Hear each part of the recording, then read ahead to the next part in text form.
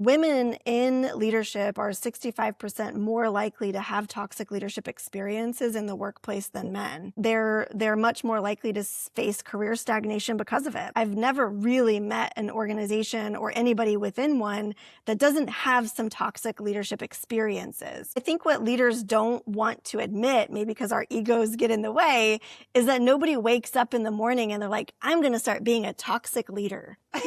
We just are. I have been a toxic leader. You have been a toxic leader. We have done toxic things, damaging, traumatizing things to other people, not with intention, not on purpose. But if we don't acknowledge and accept that we have done that, that we have the potential of doing that again, then we're not having the right conversations yet. Many people think innovation belongs to a select few with the right title, funding, or perfect idea. What if that's not true? Welcome to Innovate Where You Are. I'm Christy Venny. Each episode, I talk with people across industries, builders, educators, founders, and students who are creating change in real time. We explore the messy side of innovation, the risks, pivots, and lessons behind the work. Because innovation starts with curiosity, takes courage, and begins right where you are. Let's dive in. In this episode, Dr. Christine Fonner shares insights from her extensive research on toxic leadership, radical care, and the importance of emotional intelligence, emphasizing how these elements together can build a more resilient, safe, and innovative environment. Hello, and welcome to the show, Dr. Christine Fonner. Christy, it's so good to be here. I've been looking forward to this conversation ever since we set this date. And I'd love for you to share a little bit about your career path. It is unusually broad. You've been in education, startups, executive recruiting, leadership coaching, organizational research, higher ed. Looking back, what connects all of these experiences for you? Yeah, it's been a wide gamut, hasn't it? The running theme is in my first real job, I was a project manager and I had a really wonderful mentor, and he really taught me about leadership and about business development and really let me into the backside of that at a really young age. And so I became really fascinated with what makes good leadership and why is that so important.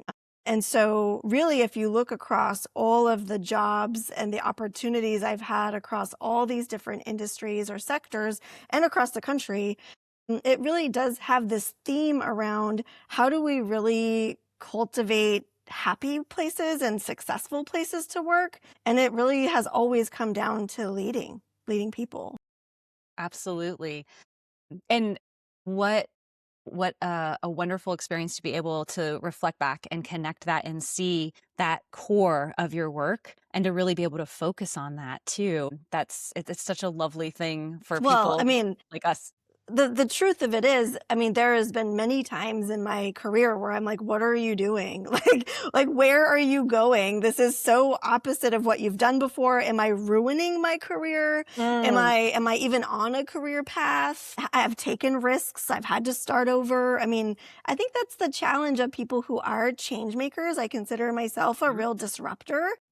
It's taken 25 years of work for me to confidently say those were not mistakes. Those were not missteps. They were helping me really learn how to step into what I really am, which is, a change maker. Absolutely. That's so important for our listeners to hear too, because many people are probably in one of those moments right now where they're thinking, what am I doing? Is this where I'm supposed to be? How does this all work? And it's great to hear that just stay with it, keep following, your gut and following each opportunity and look for the thing that you really feel you're supposed to be doing and your core, what you believe in and what you value. I love how you're able to look at that through the lens of I'm a change maker, because that's what the show is all about. It's how do we make a positive impact on this world using our skills, our talents. And you've worked in environments that range from South LA schools to juvenile facilities to graduate business programs and startups. What did those systems teach you about human behavior and leadership? I think the primary piece that is consistent across all is this concept of, I guess I'll break it down into three pieces. One is around what our decisions are based off of. So I always say if your decisions are based off of a place of fear, nothing good can ever come of them. But if you base a decision from a place of love and care, it might not be the right decision, but it won't be a bad decision. So I think a lot of people come from places of fear, and it's not necessarily your fault. It just is, right? I'm afraid of losing my job. I'm afraid that he's gonna, take my project away from me. I'm afraid that, I'm gonna get fired. Like it's just, there's fears attached to a lot of the decisions that we make. So that's one. I think the second one is around psychological safety, which I guess is a little correlated, right? Like, do we really feel safe at work? Do I really feel safe to take a risk? Do I feel safe to have an opinion? Do I feel safe to challenge my boss? So that's another one. And then the third piece is around autonomy and creativity. Like, are you excited to do the work? Are you being allowed to be creative and build or grow or create things that really meet the needs of who you're working for with? So I think that has driven me to really walk into any environment. And the first question I ask is, how healthy is this place? And I've heard you say the phrase radical care leadership, and I'm guessing it has something to do with this about the fear, psychological safety, and the autonomy and creativity in those environments. Can you talk a little bit more about that? Yeah, the term came from really some of the work I've done through my PhD process, right? But it's being able to put words to what I've been trying to articulate or practice for a long time.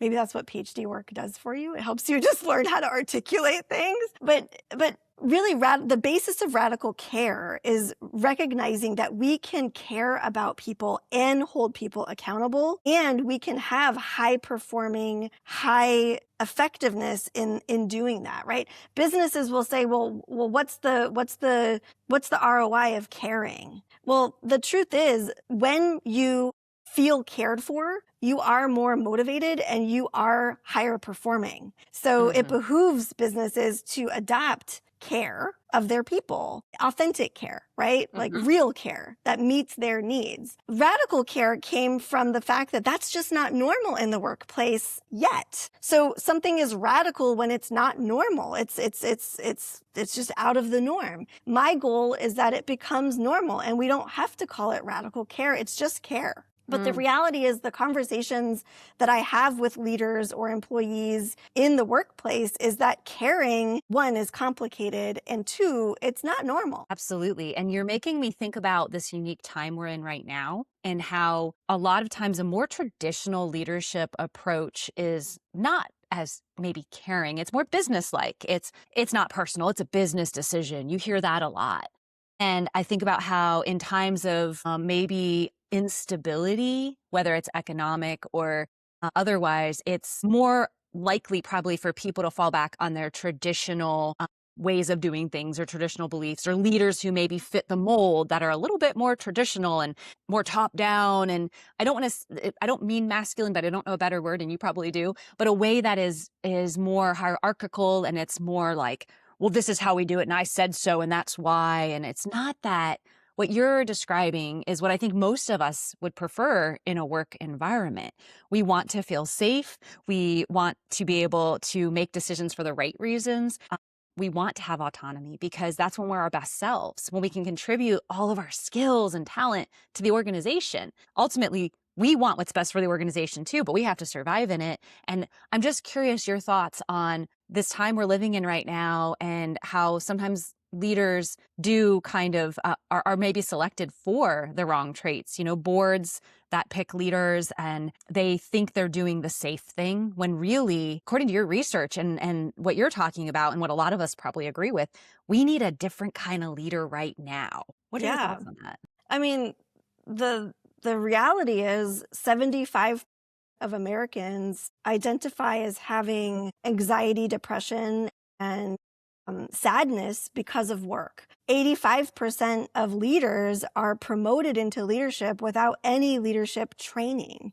You have 23% of your workforce is engaged. Only 23%, right? And what certain studies show is that when we care, when we feel a sense of belonging, when we feel like we have impact and contribution into something bigger than ourselves, we're 6 times more likely to be engaged in work, and we're 6 times more productive. So, you know, the numbers say we have a crisis on our hands, that we are not okay, and we should care about that. I also think about how many layoffs are happening right now. You have 20,000 people being laid off from one company alone. There's these layoffs that are happening, and they happen in waves, right? This happened in the 90s. It's happened at different times, happened in the 2000s.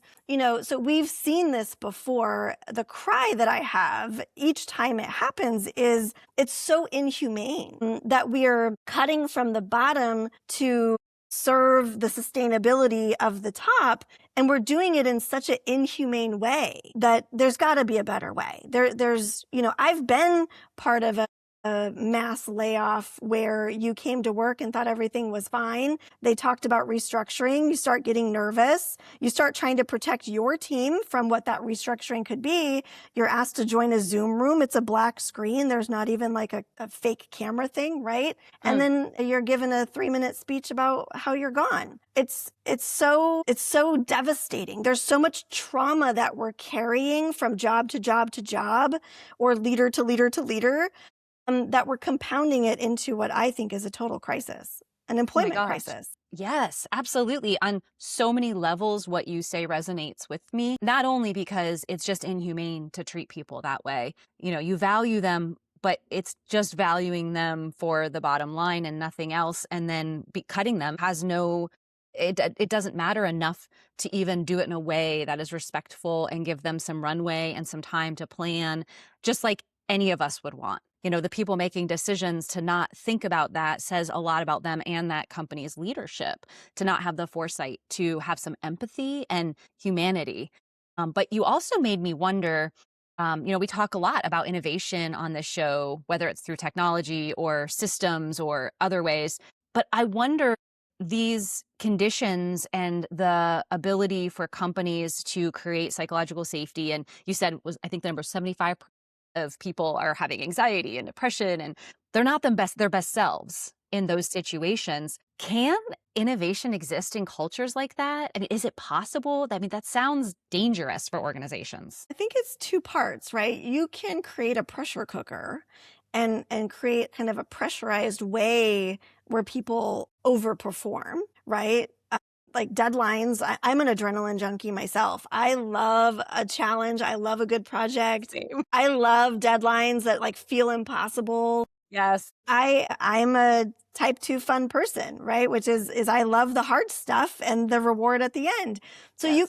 you can create pressure cooker space where people can get almost obsessive about creating the new thing. And that's one kind of creative outlet. It's not sustainable. You can get a one and done out of that. You might burn somebody out after that, right? Like it's a pressure cooker is only for so many times, and so much time can you do that. But what you really want as an organization, and what you really want, are creative people to be present all the time, because they're going to problem solve for you much more often and much more proactively. One of my favorite examples of that is the way Costco warehouse, the Costco wholesale, the way that they have feedback and input mechanisms across different departments from bottom to top. And there was a guy in the warehouse that was noticing that they had round nut bins in these square pallet boxes, right? So you could put 30 nut bins, right? Canisters into a pallet. Well, if you made those canisters square, you could fit 42. So he had a feedback mechanism. There was a process in place, a structure in place. The culture was in place to say, hey, I think we could fit more nuts on the pallets if you made the canisters square. And Costco did it. That's why the canisters at Costco for nuts are square, because more nuts on a pallet means less pallets and less shipping space, and it saves millions of dollars a year, because one guy was engaged at work, not just putting the nuts on the pallet. He was thinking about it. That example, Dr. Fonner, I love, because it's so simple. It was only achieved because of the person doing the work. And I feel like that's a theme that we keep coming back to on all of the episodes of this show. Someone always has a story or a nugget, something about people who were listened to and their vision, their insight honored. And a lot of times in organizations where there's not that psychological safety or autonomy or mechanisms to give feedback, that's another one. A few guests have talked about like how they put into place a way to get feedback from their team and value those opinions. That seems like a magical formula where if you really respect people and you listen to them, the whole organization is going to be stronger and more successful. The converse of that, the opposite I think about is in organizations where there's toxic leadership.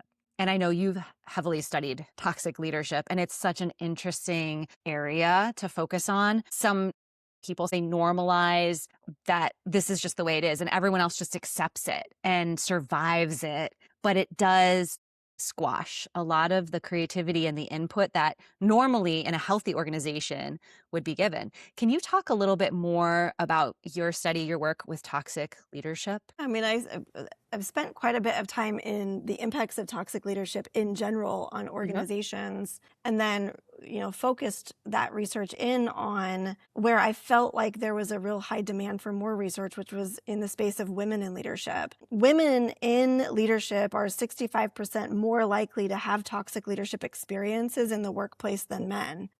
They're much more likely to face career stagnation because of it, retaliation, isolation, things like that. So, I started really focusing on that space. But the reality is I've never really met an organization or anybody within one that doesn't have some toxic leadership experiences. I mean, I think what leaders don't want to admit, maybe because our egos get in the way, is that nobody wakes up in the morning and they're like, I'm going to start being a toxic leader.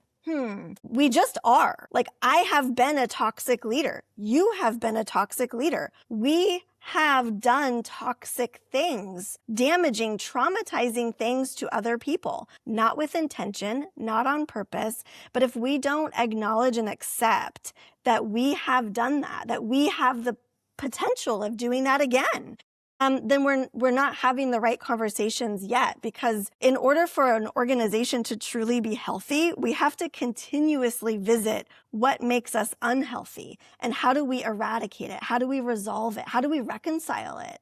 Because no organization is healthy. There are always going to be pockets of things going off the rails or being wonky or weird, or Susan woke up on the wrong side of the bed today.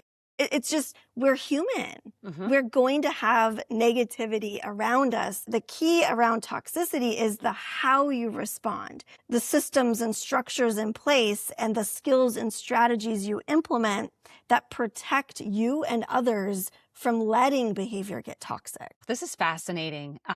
There are so many things you said that I'd love to dig into a little bit more. What do you see as some advice you would give to individuals and organizations in this area? Yeah, I mean, the biggest ask that I make of any organizational leader is, if you really want to address negativity, toxicity, or low performing behaviors in your organization, you have to have behavioral KPIs. So your leaders that are high performers could be very toxic and causing many other people to not be high performers because of their behavior. And so you have to hold that person accountable to both the performance and their behaviors. And I think about this a lot when like the example of the sales guy who's the best sales guy in the company. He makes the company millions and millions of dollars a year, but he's a jerk, and everybody knows he's a jerk. Everybody knows he's a misogyny-driven, sexist guy. Nobody likes him, but he's the highest performer, so we got to keep him. I disagree, because I'm thinking about all the profit lost from all these other people that refuse to work with him, have to work with him, but do the lowest amount possible, who avoid, who are less motivated because of the toxicity around them. So I argue that, it's a tough one, because also there's research around how many C-suite executives are also technically sociopaths, right? Like, it's in the 90s. Yeah. Like, right? 90th percentile. So it's because we're rewarding behavior that is very toxic for humanity, for relations, and we're we're rewarding performance only. You're really good at selling that thing. You're really good at closing the deal. You're really good at stepping on that person's back to steal the opportunity.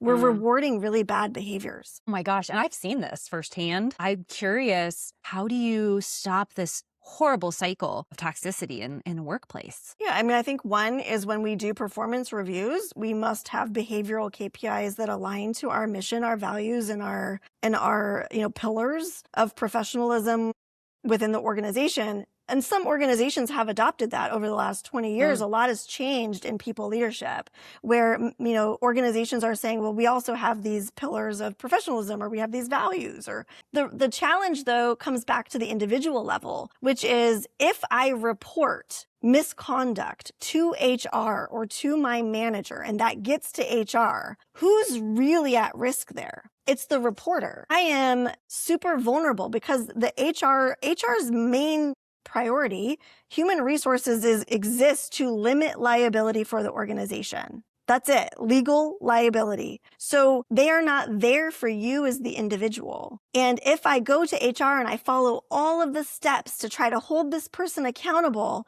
typically what happens is I get retaliation or I get pushed out, or it becomes so traumatizingly untenable that I leave. And so while we look at how to hold people accountable to behavior and how that behavior impacts other people, we also have to shift accountability and blame to the abuser rather than the person reporting. So if I report bad behavior, instead of looking at me and asking me to provide evidence and provide any kinds of reporting of what that is, I would say, let's assume that person, poor person, is innocent, and let's go talk to the leader. And let's start observing how other people think about that leader, or how well does psychological safety exist? Can I observe? Can I talk to the leader and ask them their perspective of what conversations are like? Do I have the skill set as an HR expert to even pick up on any of that? It seems like, from what I'm hearing you say, the organization really needs to have these policies and practices in place for how they handle when someone reports a concern about toxicity or treatment. And then someone has to be able to hold people accountable. The as leader well. accountable. The leader. I say And someone. here's why. Because there's a power dynamic that's so unfair. And any of us, and I know probably 98% of your listeners have had a toxic leadership experience, and you feel powerless. You feel afraid of losing your safety, your security, your income, your colleagues, your work. There's a power dynamic that cannot be ignored. And so holding the employee accountable to prove it is really unfair, because while the employee is trying to prove it, the power dynamic of legal liability reduction and your boss still being your boss and that toxic behavior still existing is there. And so the person with less power should not be the most responsible for changing that dynamic. Absolutely. That makes me also think, we talked a little bit about how the organization holds responsibility, leadership does, but then the individual. So let's say, and you caught me off guard when you said, we've all been toxic. And I thought, gosh, I really hope I haven't, but she's probably right. What did I do? How do we as individuals help to better be aware of the impact of our actions and maybe seek out ways to get feedback so that we can monitor and adjust accordingly? Well, and listen, I know it's triggering for me to say leaders should be the ones talked to about an employee complaining about me. And look, I know that feels uncomfortable because I'm doing my best work. I'm trying to be a good boss, but I'm also really comfortable in my leadership to know I want to be challenged. I need to know when somebody feels a certain way. And I also know it doesn't mean it's a threat, and it doesn't mean it's true. It means the perception didn't meet my intention. Or if my intention was bad, I need to at least admit I was having a bad day and lost my ish, right? Sorry, you're right. I was toxic. Let me fix it. Okay. Let me repair. It gives me an opportunity to own what leadership really is to me, which is this responsibility of holding other people's well-being in your hands. So if if it feels scary or uncomfortable, or you start feeling a little defensive when I say HR should be talking to the leaders, yeah, because we have to also have the skills and tools within ourselves to be able to discern and reconcile when somebody's not okay with us. Absolutely. And I know organizations, just like individuals, are not aiming to be toxic. That's never, I don't think that's a goal. And I know they work toward improving their systems and procedures and processes, all that. But what are they getting wrong? Like, what do you see as some of those missteps that organizations who are trying, but just not there yet? What are some of those areas that they need to keep working on?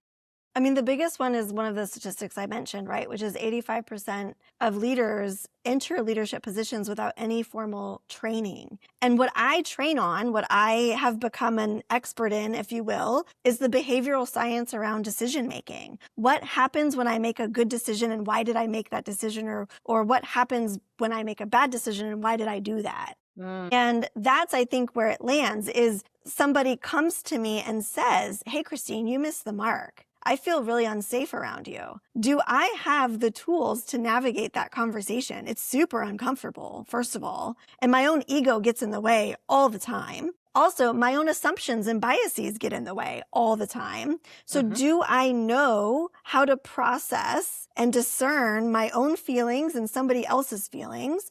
Do I know how to do repair? And do I have ways I can recognize how to guide conversations towards repair? I have to care about repairing. Right. Absolutely. So this is such a fascinating topic also. Can you share a little bit about when you work with leaders, like just kind of high level, what does that process look like if, say, someone were interested in improving their own ability to do this? I mean, the reality is sometimes people come to me because like something's gone really bad, right? Like Right. something's not working at all. And then we walk through how do you, reduce that liability and build towards healthier strategies. But my favorite people to work with are the ones that know they're good leaders. They're the ones that have accepted that invitation of leadership and the responsibility that comes with it. And they're recognizing that there's something missing between good and great. There's something missing and I don't know how to do it. And it's people-based, right? I mean, the reality is AI has come a long ways, robots have come a long ways, but people will always be necessary to really making the world go round. And so if that's the case, there's a point in your leadership where you're like, oh, I'm good at this and I'm good at this and I don't know how to do that anymore. I don't know. That's above my head level right now. And so typically it's when you're ready to acknowledge there's discomfort, there's anxiety, there's something off. You're not having the conversations that you probably need to have. Well, and I can imagine it's probably very easy to slide into that kind of situation as a leader, depending on how long you've been in an organization. After a while, you start to fall into routines and the relationships become more concrete and people maybe know where the boundaries are, or maybe certain people feel like you're not going to listen to them. And that's just how it's always going to be. And so they're never going to come to you. And then that's going to grow the discontent and the feelings of, like that they don't matter. And that just compounds, especially if they don't have an opportunity to talk. And I always laugh when I hear leaders say, oh, I have an open door policy. Come in anytime. Because, not everyone's coming in every time. And they're not available all the time either. And what does it look like when people do come in? And so I'm just curious to that end, you said you often talk with leaders when something's happened. There's been a thing where they know it is right in front of them. They have to respond. What would be some early warning signs that a team's culture is just beginning to erode and it maybe isn't completely full blown yet, but what should people look for so they can maybe start earlier before it's a big problem? I'm thinking of an example, which is there's a team I'm working with right now that they're good. Like they like each other, they respect each other, they do good work together. On paper, everything seems fine. You walk in the office, it's pleasant. And I had someone the other day say to me, I don't know if I want you to come into my office because I feel like you're going to find the uncomfortable spaces or you're going to find the problem. And I was like, well, yes, but I get so excited about it. To me, it's such an exciting thing because I teach the difference between good conflict and bad conflict, right? Like when you think about bad conflict, you think about fighting, or for me, I always give the example of like my mom used to slam the kitchen cupboards when she was upset, right? Like bad conflict, we can all identify, but we don't teach and cultivate good conflict all the time. And so what I look for when I walk into a good environment is, where's the good conflict and how does that happen? And in a good environment, it's not. In a great environment, it is. And in a really great environment, it is. And when something goes wonky and bad stuff happens, they have the skills and tools to resolve to get back to good conflict. So I don't know if that answered the question or not. But It does. Actually, it does. So I think, and tell me if I've got this right, I'm thinking about the situations I've been in where good conflict feels almost like rewarding. It's when, say, you have an idea and someone's pushing back, and other people can jump in and really, an idea can be maybe dissected and made better. But in an environment where there's not psychological safety, or people don't feel comfortable being honest or pushing back on an idea, you never get to the best solutions when they like, an idea is too precious and it's personal when someone disagrees in any way. But when I've been in situations where teams are like, wow, this is an awesome problem, there's so many ways we could solve this, and I like what you said about that, but I disagree with this part, what if? And they're able to sort of spitball and build on by pushing back where it needs the right environment. But those are the most creative, productive teams I've been on. You feel the respect. You disagree on ideas, but you want that. You want people to be able to poke holes and make your idea better. And then it's owned by the team and not an individual. Maybe certain people go and execute, but you've got the group that's going to actually help make it the best it can be. Is that kind of what you mean? totally. And that's, I think, when I'm trying to describe a good team or a good environment versus a great one, is there are a lot of unsaids in good environments. There's a lot of unresolved minor things or assumptions that just never get put on the table. And so, yes, I do walk in and look for the discomfort. I look for the unsaids. I look for the spaces where, why didn't you dive deeper into that? Or why didn't you tell her that you didn't like that? Because you went and told Susan over here that you didn't like that, but you didn't tell her you didn't like that. I look for these spaces of good. You all like each other. You're all doing the work. But great means I can have such level of trust and safety and honesty that we're great. We're doing amazing things we never could have done. So that's why I get excited. I do look for the bad conflict. I look for the places where it's just not feeling good, because I want to bring that group into new tools and strategies that make you great. So I want to ask you, I think I have an example, but I want to ask you about the intentional things teams can do. You said some of it's like unwritten norms almost. I'm thinking back to one of the most productive teams I've ever been on. It was one of my early leadership experiences I was fortunate to have when I was a high school teacher and then assistant principal. But we had a team of teacher leaders. So these are not administrators, these are teachers and from different content areas. And we were leading groups of roughly 150 students. It was really a cool experience. That group, we had just gone through collaborative and adaptive leadership training, and we had norms, like 7 norms of how we work together that were actually explicit. And then we had roles on our team that we clearly defined and all said, like, this is my role on this team right now. This is your role. You're holding us accountable. You're the one leading the meetings. And we're all equal, but we all knew we had a job to do and we had a common goal that we had defined as a team. Like, we built those goals. And I feel like that team, even though we had personality conflicts at times because we're not all best friends, but working together, we were magic, and we actually became friends, even though we didn't all get along to begin, because of that work together. Sure. And it's one of those beautiful experiences I look back on fondly. Like, I wish I would have known I was going to look back and think about this as one of the best leadership experiences, because who knew what was ahead and all the challenges that I got to experience. But that was an explicit way we said we're going to work together. Have you seen models? Do you work with teams, or it just kind of happens and you're lucky if it works that way because of the people and what they bring to the situation? I always say leadership 101 is recognizing what you don't like or what you don't want to be, right? Like, I don't want to act like that. I don't want to make people feel like this. I don't want to ever be like this person. Ugh. So Leadership 101, that entry level leadership, is about learning what you don't want to be or you don't like. I think level 2 and more advanced level is recognizing there are so many good tools and resources and strategies and frameworks and theories and all sorts of programs.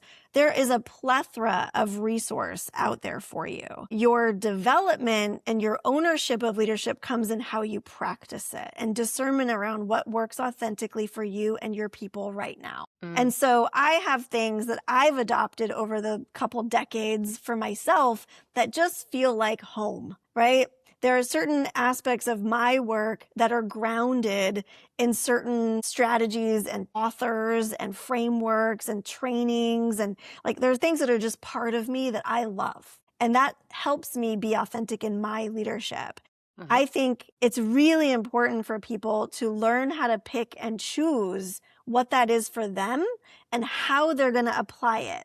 And people ask me all the time about leadership styles. I think they're important to know, but I don't think you should limit yourself to one style. I think leadership practice is about being dynamic and not feeling stuck in a corner without the right tool, right? Or the right approach or the right perspective. So that's what I think is fascinating about leadership as a practice is what can I pull out of what I've learned to make this moment awesome. One of the things you mentioned earlier that I think is something all leaders, all people deal with at some point in their career is difficult conversations. And whatever leadership role you're in, you're going to deal with this. And we're often not trained in having difficult conversations. Sometimes you learn through practice what works and what doesn't. Sometimes you might look up some strategies, read a book or two. You have a focus area that you refer to as feedback without fallout. Can you talk a little bit about what that means?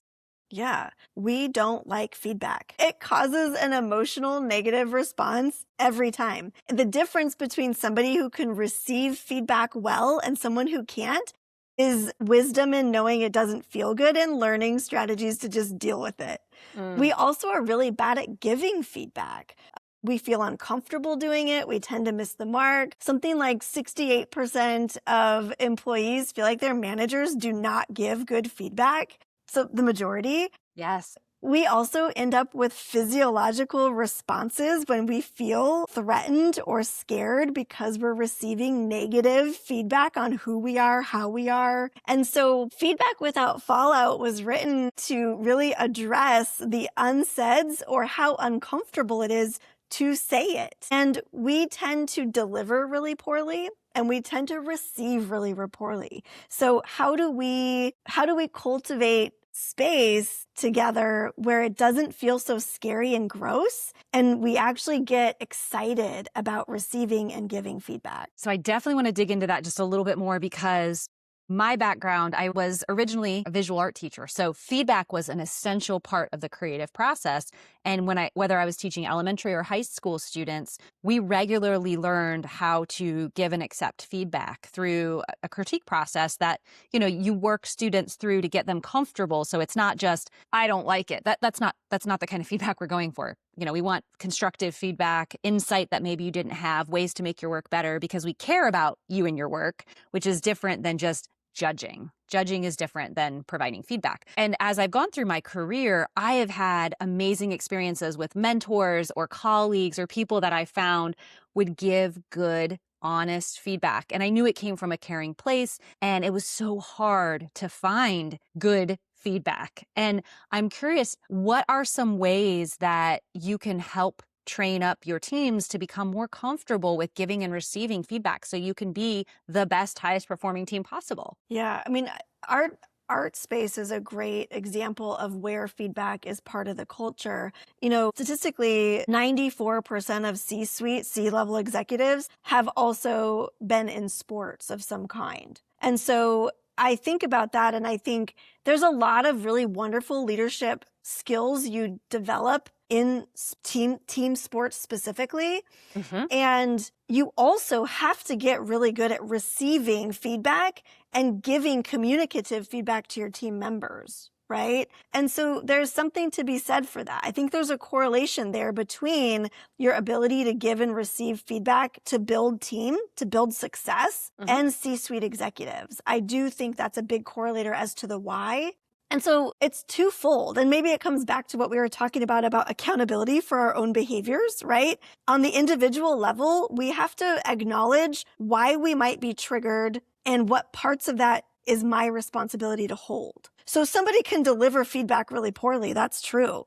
But what if there's truth in that feedback that makes me also feel really uncomfortable or really defensive or really insecure or really how dare you, right? So separating that out and saying, oh, I do have some responsibility here to own that discomfort. And how much of that is me being ego response, perfectionist Christine, defensive Christine, and how much of that is I just need to really sit in that truth for a minute. So that's one piece, is as an individual, can we learn how to do that better with polyvagal nervous system stuff, with looking at how to do that discernment of your emotions? And then what kind of work do I need to do to be okay with that and go back and talk to that person again about my thing, right? The second piece of it is the group piece again, which is, as a team, do we have communication protocols? Do we have communication and conversation strategies that lead us towards constructive feedback? In K-12 education, I'm sure you're familiar with the think strategy of feedback, right? It's so simple, and we teach it to 7-year-olds all day long, and we forget to teach it to adults. Think is it true? Is it helpful? I can't remember all of them in the moment right now. Is it necessary? Is it kind? Right? So are the words I'm saying meaningful? Are they going to be helpful? Are they going to be kind? And so we teach this in elementary school, but we forget to teach it to adults. Yes. Right? And so Yeah. I teach that all the time in leadership coaching. It's one of the most useful posters any office can put up. That is stunning. I love referencing Think, that model, because it is so basic. And there's a saying that we're all 10-year-olds, and basically we are. So if we can think about things in those terms and from that frame of reference, and as leaders set the model, the expectation, and help make sure people understand that you're going to create the safe environment where you want to hear from people, and honesty, and how we're going to be kind with how we give feedback, but it's expected and needed, and reward that behavior. So elevate and reward and say, like, this is exactly, like, these are the kind of people who can give and take feedback that are going to rise in this company. I think adjacent to that is the topic of accountability. You mentioned that. Accountability, I've noticed, is incredibly difficult for leaders. Even the best leaders sometimes struggle with holding people accountable. They want to let them own their tasks and let them fail on their own. But then sometimes there's a gap between maybe the space of needing to hold someone accountable for the good of the organization and it just not happening. So what would be your guidance to leaders on how to hold people accountable, but still keep the trust and preserve people's dignity in the workplace? Yeah. I mean, the reality is, like, the number one question I get from people leaders, middle managers usually too, is, how do I make someone do their job? Like, you seem to be an expert in this people thing. How do I make someone do their job? Like, they're supposed to show up and do the job. And the answer is you don't. Like you don't. It's about motivation, right? And this comes a little bit to some of my PhD work as well, which is, what really motivates people. And I think a lot of times, and this is, in the beginning aspects of your leadership, you tend to oscillate between, I want to be a caring leader. Well, now I feel like they're taking advantage of me. And so I'm going to hold you accountable leader, and you're going to have consequences. And then I'm going to swing back over here and be like, but I care about you. I don't want you to think I'm a jerk. So yeah, of course, take the day off. And now I'm just going to hold, like a martyr, all the reasons that all the consequences of you taking that day off. And I'm going to hold it on myself. And then I'm going to swing back over here and say, no, you don't get any more days off. We tend to do this oscillating of, like, I want to be nice and I want to hold people accountable. I want to be nice and I want to hold people accountable. And accountability is somewhere in the middle of expectations and agreements. And I was just talking about this the other day. I teach a workshop on expectations versus agreements. And that's where accountability lies, is somewhere between, I expect you to show up and do your job and do it well, and you didn't do it. And how do I shift accountability over to, you're going to do it? And in that realm is where motivation really, really lies. And so we as leaders have to be curious. We have to be curious deeper than that did not happen and I wanted it to happen. Well, you have to really get into the underlying reasons and the barriers to why something's not happening, and you have to care about that. Yes, care about the people, yes, but you also have to care about why is this not happening? And it can't be from just your perspective. That is very insightful. I can think of a specific situation I was in, and I remember a team I was working with wasn't following through on what they were supposed to do. And I had tried everything possible to inspire them and support them and figure out why it's not happening. And when I went to my superior and said, hey, what should I do about this? Here's what I've done. Here's what's happening. Do you have any suggestions? I'd love your insight. Please guide me. And I went to two different leaders and got two opposite pieces of advice. And one was, you're the boss. It's their job. They have to do it. You need to hold the line. You can't be so nice about this. The other one said, well, what's your gut say? Like, what do you want to do? And I said, well, I was told I should hold the line and I should, be tough. And that's not how I do things. You can't make people do stuff, right? So how do I help them to get where they need to be? And then if they can't get there, what do I do? And so it didn't end well because I tried a little of both instead of committing to one thing or the other. But I did learn a lesson from that. It really does you have to figure out why this is happening. And if you can't figure that out, then you need to have help figuring it out. You have to be able to make that part happen. I think too, one of the things that we tend to do is we do become the martyr, and we want you to have empathy and feel sorry for us. Like I want you to do it because it's impacting me. How dare you? Can't you see that this is so bad for me? How could you not change your behavior because of me? And they won't, you guys. They won't. Right. And it's not because they don't care. It's because their emotions are being driven by different motivators. And it's not you. And that's a hard one to hold also. And teachers experience this a lot in the classroom, right? I feel like these kids are doing it to me. Well, it's because you expect it to be about you, and it's just not about you at all. And it's the same in the workplace, that if your team is not meeting a specific expectation, there are probably multiple underlying reasons why.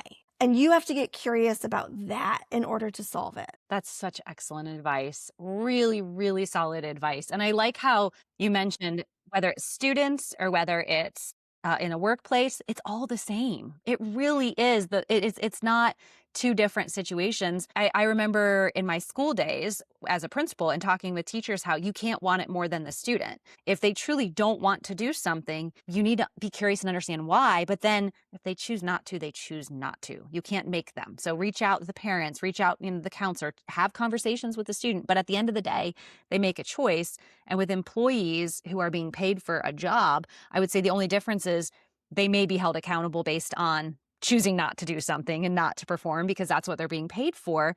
But then that's where the accountability piece comes in. You'd mentioned earlier about leaders who go back and forth between being nice and caring and then have to be strict and firm and going back and forth. Can leaders, in your opinion, can they truly be nice? Can they be kind and be effective? Totally. That's what radical care leadership is all about, is the accountability plus the care, right? That you can and should do both. And there are ways to do it. It's our responsibility to learn. And a lot of women that I've worked with, I think, they either are genuine and they go forward with that, I'm a caring leader, that's who I am, or they try to put on a persona that they're tough and that they don't because they think that's what's expected because of the overwhelming majority of male leaders in roles who maybe do act that way and who find success with that approach. What guidance would you offer to women leaders out there who want to create workplaces that are healthy, thriving, lifting up all others and creating, being effective leaders, but who still want to be able to have kindness in their approach? What would you suggest to them? I'm going to first say something that's probably not popular but is necessary, which is you can only accomplish what those above you allow. And so if you're in a toxic environment, my best piece of advice would be you're not going to change that, get out. That's the caveat. But the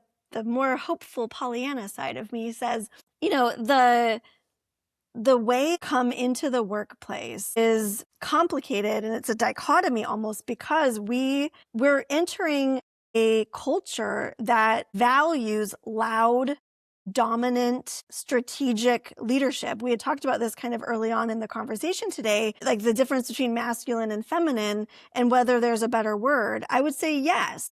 We take on, there's a lot of research that supports this. Women adopt very masculine traits to get ahead in their careers, to become C-suite execs or to become high-level leaders, because in some cases, we have to. It's what's rewarded. It's what is noticed. It's what puts you on the radar. It's what keeps you in the room. And so I argue, and I say this a lot with in general about team dynamics, which is we tend to listen to loud, dominant, strategic leadership. We miss out on a lot that's going on and a lot of insight and a lot of wisdom and a lot of power from quiet, soft, thoughtful, emotional, heart-driven leadership. And we all carry both. So how do you cultivate both? And how does that get rewarded in the workplace? We live in a society where the culture is not shifting fast enough for soft leadership, kind leadership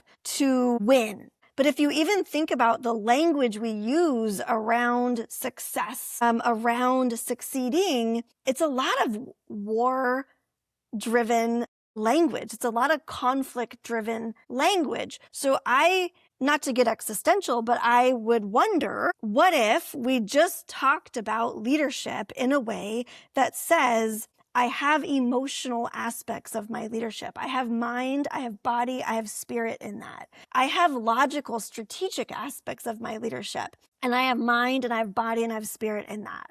And how do I bring all aspects of myself, home, work, all of this together to be true to who I am and lead from there? Maybe that's the big question, Christy. Oh my gosh, I think that's an amazing question. We need like a whole nother episode just to really dig into that, which we don't have time for, unfortunately. But I do want to try and fit in a couple rapid fire questions if you're game. You got it. Okay, all right.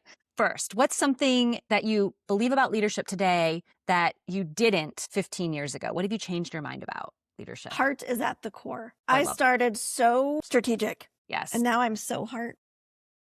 Love that. That is in alignment with your last statement too, perfectly. What's something you do when you need to reset, either mentally, emotionally?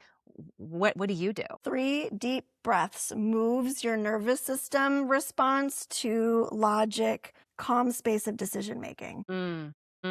That's a good one.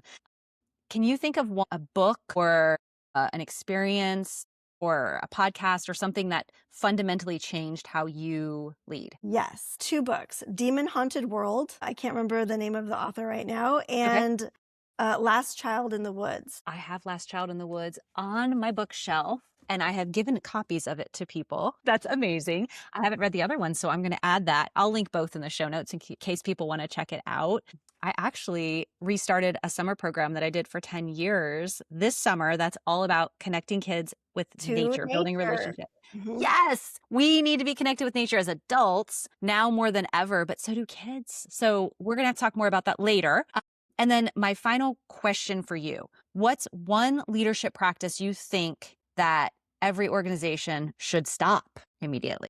Gosh, that's a hard one. I There's know. so many to choose from. I think it should stop immediately. Fake wellness. Stop giving the donuts and stop doing the tennis shoes and the gym, like free yoga in the park. Like, look, I mean, we like those things, but just stop pretending that's the answer. Like, it's not. We need more than that. Wise words. I love that. It's not what I thought you were going to say, but I'm so glad you did because I agree with that 100%. Dr. Christine Fonner, it has been so fun talking with you today. I learned a ton. Thank you for your time. Chrissy, it's been so fun. Thank you. Thanks for listening to Innovate Where You Are. Check the show notes for links and resources from today's conversation.